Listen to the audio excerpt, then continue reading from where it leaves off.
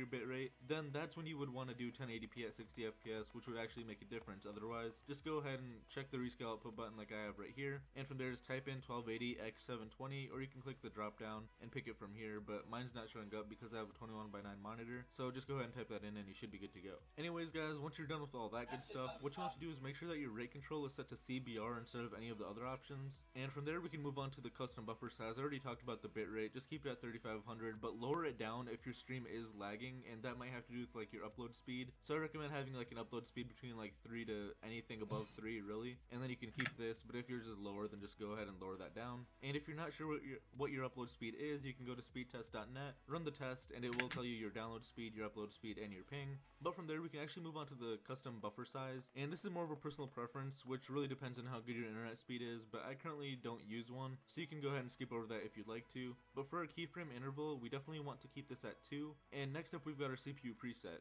and this is another part where I want you guys to actually pay attention to what I have to say, and this section is solely dependent on how good of a processor and overall computer you have. And the default is going to be, I believe it's already set at very fast, and that's still going to look perfect. But if you have a super nice PC, then you would probably want to bump it down closer to the slower side, because the slower it is, the more crispier your stream is going to look, if that makes sense. And if you have a really old PC or something like that, then you can go down to ultra fast or super fast, but I personally think anywhere between very fast and Hey, I'm fast is a good place to 67. keep the setting, because Oh, ultra nice. fast is just going to make your stream look pretty pixelated, and obviously you don't want that if you're looking Congrats. for best streaming settings on OBS. So definitely pick Thanks. anywhere from very fast to fast. So basically these 3 options is what I would recommend. Go higher if you have a really good computer, but I really doubt you're going to be able to handle like placebo or anything like that. Anyways, once you're done with the CPU usage preset, we're just going to change our profile to main, keep our tune at none, and leave everything else the same. And once you're done with that, as I did say previously, if you do want to learn more about the best recording settings for this tab right here, just go ahead and check out the video that I've already uploaded. But if you're too lazy, then I've got a direct link in the description below which will take you to that video. And then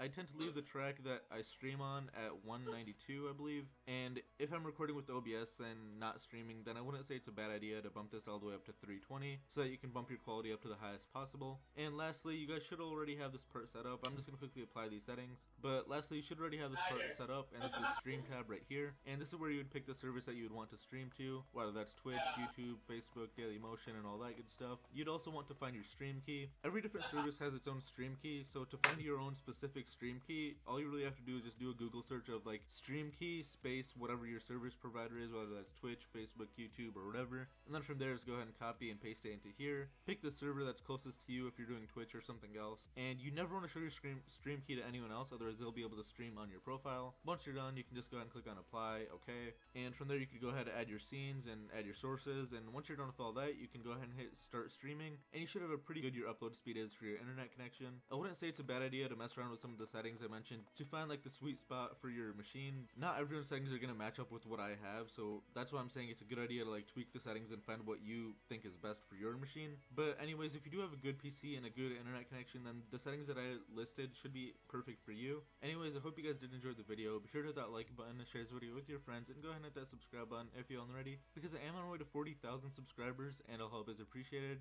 But other than that, I guess I'll see you guys in my next one. Peace.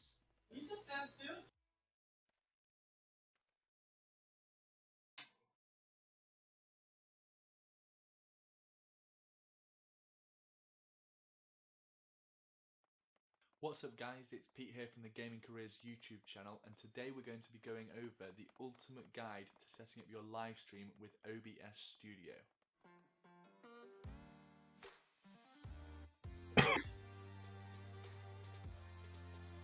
A couple of advisories before we get started. This is a video, really it depends on your computer specs and